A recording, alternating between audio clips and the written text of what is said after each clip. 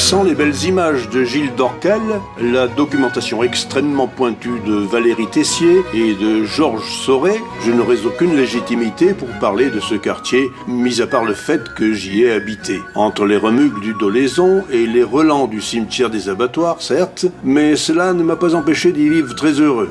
Seul ombre au tableau, la cruauté innocente des enfants de mon entourage. Ouah, il habite Mordant, sans doute de la famille du verbe mordir. Il vient de chez les fous.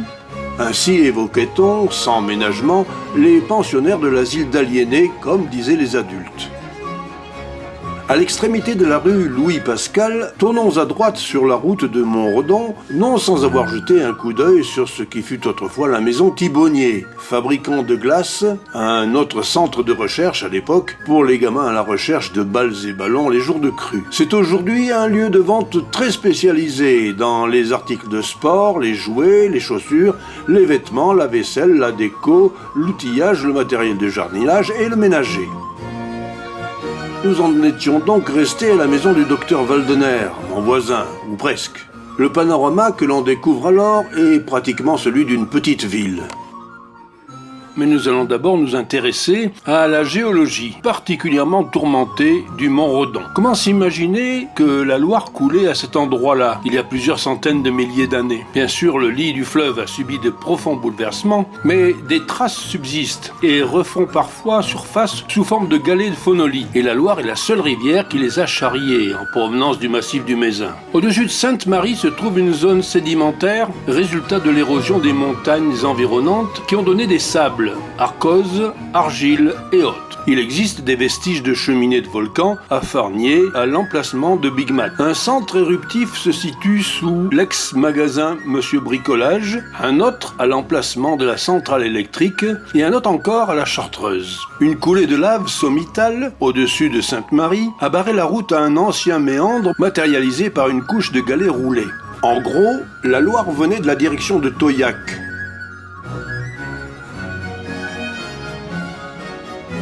On trouve des anciens lits vers le croisement Coubon-Cussac. On est à peu près certain qu'ils correspondent aux lits sommitaux de Sainte-Marie.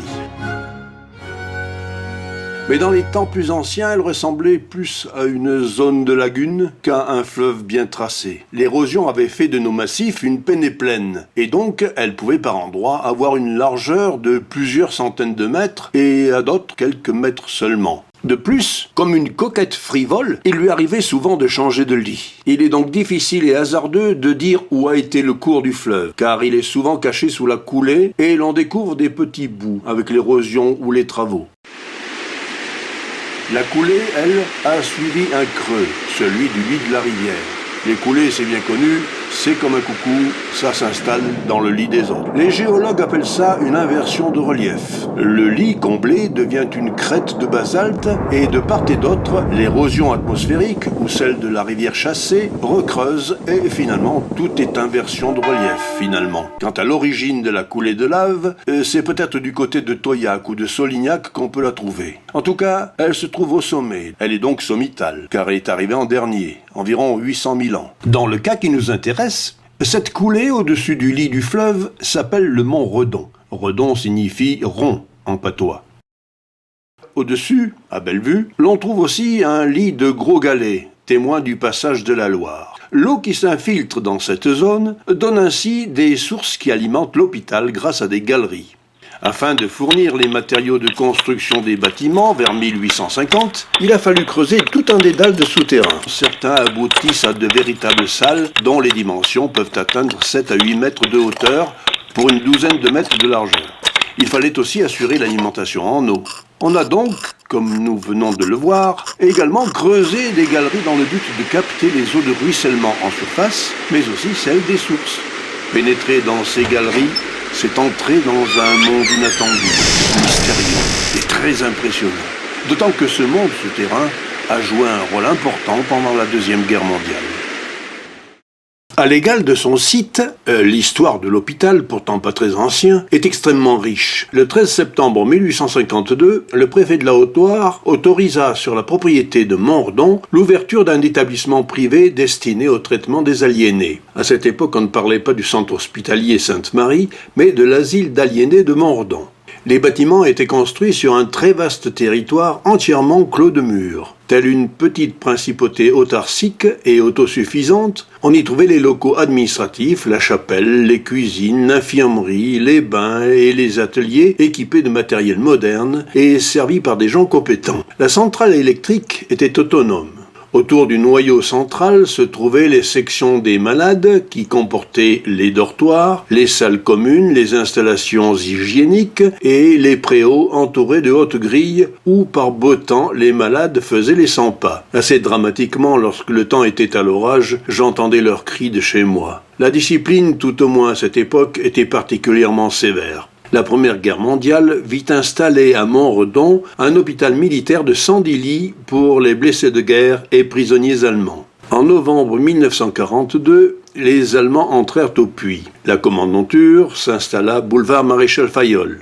Les Allemands, à plusieurs reprises, vinrent à Montredon pour contrôler ou perquisitionner. Mais pour les occupants nazis, plus que pour n'importe qui, le monde des aliénés était un monde à part, qu'ils craignaient et fuyaient. Robert Sigalea en témoigna. Manquant de plus en plus de main-d'œuvre, les Allemands décidèrent de s'en procurer parmi les malades les moins touchés de l'asile. Une délégation d'officiers et de médecins se chargea du tri. À l'annonce de la nouvelle, les faux malades disparurent sans laisser d'adresse. Nous pouvons supposer maintenant que ces faux malades étaient des résistants ou des juifs, bref, des personnes cachées dans l'asile. Dès 1946, Montredon, l'asile se médicalisa en même temps que la psychiatrie se sépara de la neurologie. Les deux médecins d'avant-guerre passèrent à 4 avec l'équipe du professeur Waldener. On remplaça la sœur apothicaire par un pharmacien diplômé, on introduisit des internes et des paramédicaux laïcs. Ceux-ci prirent la place de 110 religieuses qui n'avaient plus de vocation nouvelle. Ce personnel se forma et se syndicalisa. En 1965, la chapelle fut rénovée avec le concours du jeune sculpteur Philippe Keplin et la cloison intersexe fut abattue. En 1970, l'établissement connut sa population maximum. On y accueillit 1500 malades, dont 500 originaires du département de la Loire. Les traitements furent bouleversés. On proposa des services en milieu ouvert, des activités, des clubs, du sport. Les serfs qui gardaient l'administration eurent peine à suivre ces mutations. En 1974, l'ancienne tontine devint l'Association hospitalière Sainte-Marie. Depuis, les changements ont continué de plus belle. La déconstruction d'un bâtiment désaffecté du centre hospitalier Sainte-Marie au Puy-en-Velay a constitué une première étape avant la construction d'un nouveau bâtiment qui accueillera un EHPAD psychiatrique. Une pelle est entrée en action. Avec son bras de 26 mètres de long, pesant à lui seul 11 tonnes, l'engin, à l'aide de ses puissantes mâchoires, a commencé de grignoter méthodiquement l'ancien bâtiment Sainte-Bernadette. Un bâtiment datant de 1937 et désaffecté depuis les années 1990. Avec une emprise au sol de plus de 900 mètres carrés, il va être entièrement déconstruit.